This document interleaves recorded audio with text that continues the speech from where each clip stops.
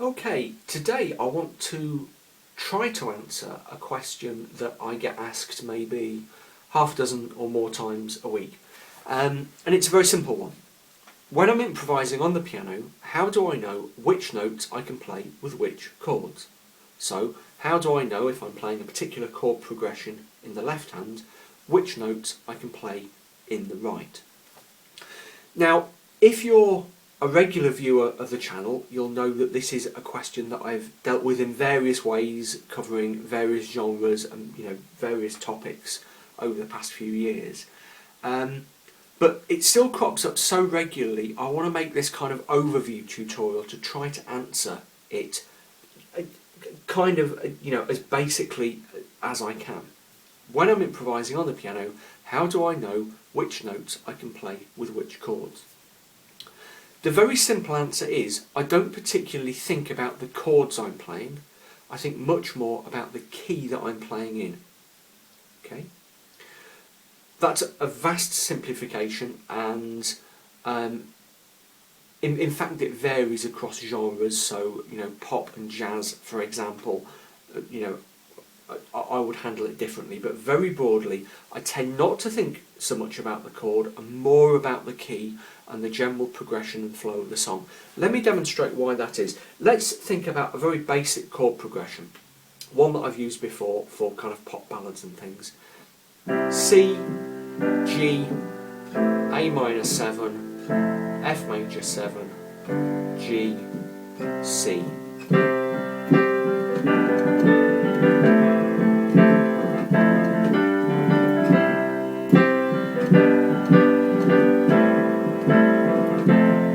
Pretty much all I'm doing there is playing the notes of the chords. Yeah? But what I could do is improvise a melody over the top of the chords.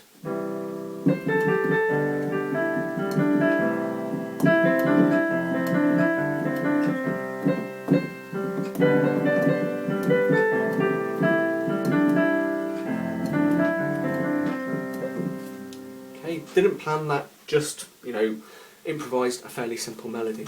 So how did I know which notes I could play against the chords in the left? I wasn't particularly thinking about those chords that I was playing. A little bit maybe, but not too much. Mainly I was focusing on trying to create a coherent melody. If you focus on individual chords when you're improvising, your improvisation, and it's a very common sort of hurdle that people have to overcome when they start, your improvisation tends to be choppy. It tends to be this chord, play these notes, this chord, play these notes, this chord, play these notes. Whereas any chord progression, any song, any piece of music is much bigger than the individual chords it's in. It's about an arc, it's about a story, if you like.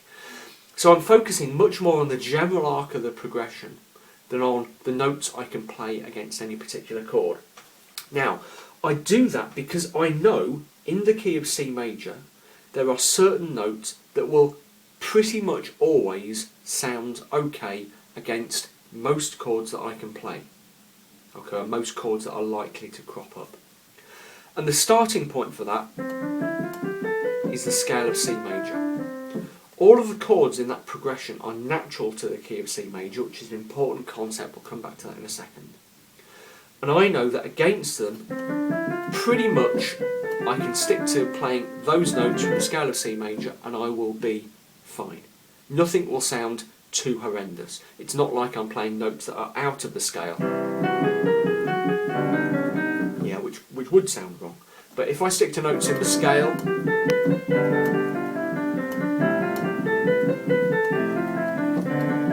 I'm not going to go too far wrong. So that's my first, the first mental hook I kind of hang the improvisation on.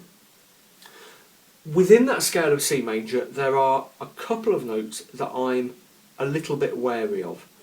The one I'm most wary of is B, the 7th note of the scale, and what we call the leading tone. And in any piece of music, that leading tone has a particular effect and demands careful attention because it always wants to resolve, most of the time, up to the tonic, up to C. You can resolve it downwards or to any other note, but it drags you towards the C, and that has an effect. And also that B will have a particular sound against particular chords. So if we play the chord progression with just C over the top,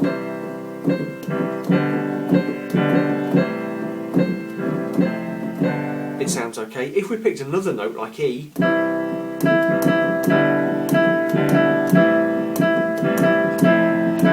it's not too far out, but B,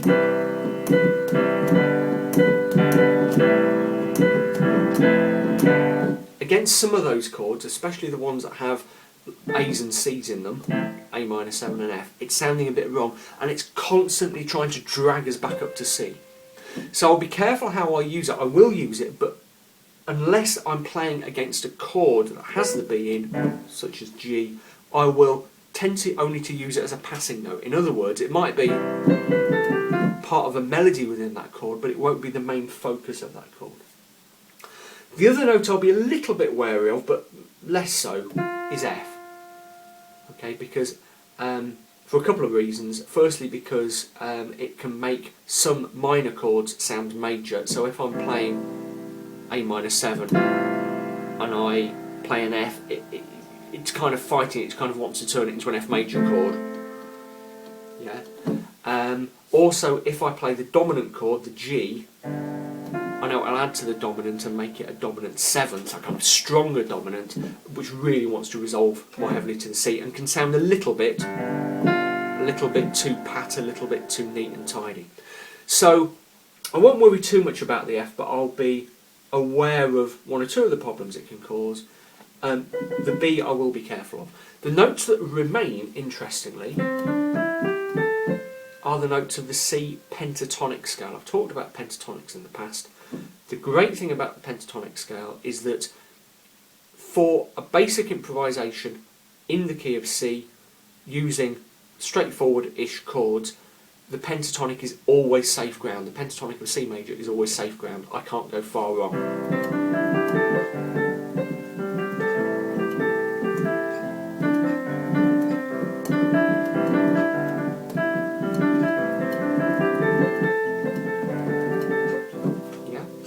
You don't want to stick to the sometimes you'll stick to the pentatonic, but you don't want to do it all the time because it has that very distinctive sort of sound. And also it's quite restricting to only have sort of 5 different notes that you can play. But if you're having an improvisation that seems to be running into trouble, retreating back to the pentatonic is always a good move. So, to recap what I've said so far, working in a fairly basic improvisation, I tend not to think about the chords. I think much more about the key and about creating a kind of journey from one end of the progression to the other, from one end of the song to the other, rather than saying, this is the chord, I can play these notes, this is the chord, I can play these notes, this is the chord, I can play these notes. That just results in a very choppy kind of improvisation. Just to add to that, and again this is something I have talked about in the past, something I will do is play chords in the right hand, more than one note at once.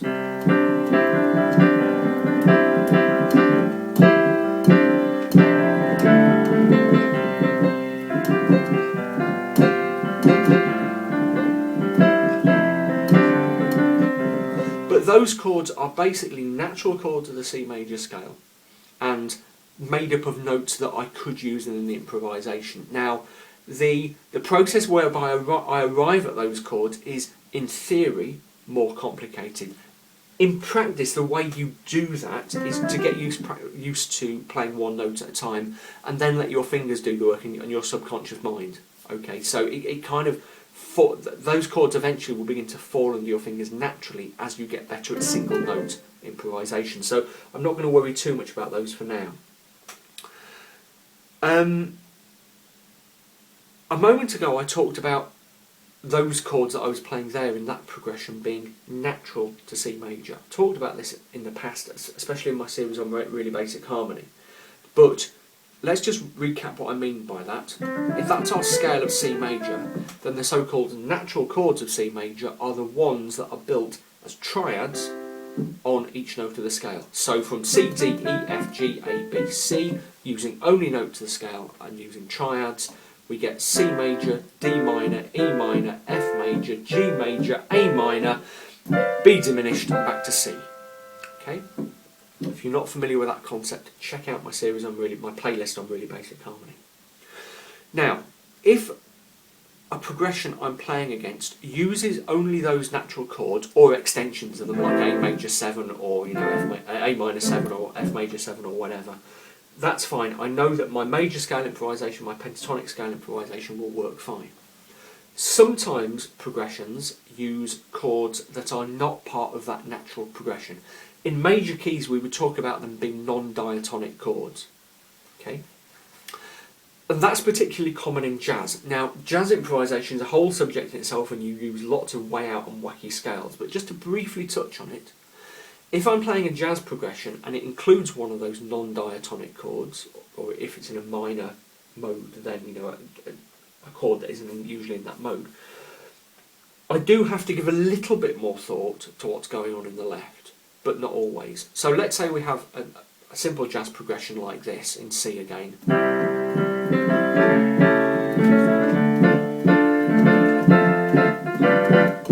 So we've got the C basic chord, I'm playing a C6 there, and then the A7, which is the non-diatonic chord, doesn't naturally appear in C because the natural A chord in C is A minor, to F to G. What do I do there? Well, a very simple option is just to ignore the fact there's a non-diatonic chord there and stick to improvising in C major and C pentatonic, which can give quite a good jazzy effect.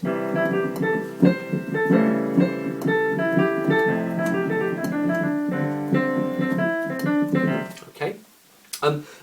By the way, the F chord there, I mean, really it's an extension of the D minor because I'm playing, to get really technical, a 2-5-1 sequence at the end there, but I'm just playing it as an F. Let's not get bogged down in that. As you can hear, just ignoring the non-diatonic chord creates quite a nice jazzy sound. We get the clash there. I can incorporate it though. If I'm conscious of that chord being there, I can include notes from the chord that wouldn't normally appear in the right hand improvisation.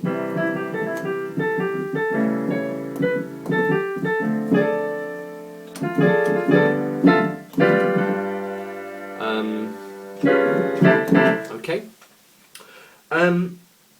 So sometimes I do, and this is the same in any genre, I do think about the notes of the chords and deliberately incorporate notes of the left hand chords, but most of the time I'm much more interested in the key, okay, and the journey of the song. Now to kind of draw the strands together there, what we're beginning to hit on is an idea that's really important in music, and that is that you should listen to what you're playing. Now that sounds duh, that sounds really obvious, but for pianists that is a big problem, because if you're playing an instrument like a violin or a trumpet or even a guitar, you have to listen to what you're playing to get the note right. If you're trying to produce a note on a violin, unless you listen, unless you set up that feedback loop between your brains and your hands, you won't get the right note. On the piano, everything's kind of done for you. You don't have to listen. You know if you press that note, if your piano is in tune, if it's a real piano, if it's a digital piano, it's not a problem. You know if you press that note, you will get a C. Yeah? That means that for pianists, it's very easy to ignore the sound and just focus on pressing the buttons. I'm pressing these keys, therefore I can play this. Pressing these keys, therefore I can play this. When actually you need to be using your ears to make sure that the sound you're producing is right. Okay, that's so important. And the golden rule really is, if it sounds right, if it sounds cool, then it's cool. Yeah? Do not worry too much about right notes and wrong notes. When you're improvising, there aren't right notes and wrong notes, there are just some notes that sound better than others in certain contexts. Okay? It's a really, really important thing to understand. I hope that's kind of answered the question. I suspect this dog has just knocked my camera out of alignment, so I'm sorry if I'm looking a bit wonky. If you have any questions, stick them in the comment thread under the video. I will try to answer them. Sometimes it takes me a little while, I do get a backlog. As usual, I'll give you a little plug for my book, How to Really Play the Piano. if you're struggling with some of the basic concepts I'm talking about here, it talks about chords and begins to teach improvisation through the medium of 12-bar blues, actually. Do check out, if you're just starting with my videos and just starting with improvisation, do check out my earlier videos, because I have got tons of stuff. Very soon I'm going to come up with an index of them, because I know people do struggle to find their way around them, and YouTube's interface isn't always that intuitive. So there we go. I hope that answered that question. When I'm improvising on the piano, how do I know which notes to play with which chords? Well, don't think too hard about the chords, is the basic answer. There we go. Hope it was useful, and I will see you again next week.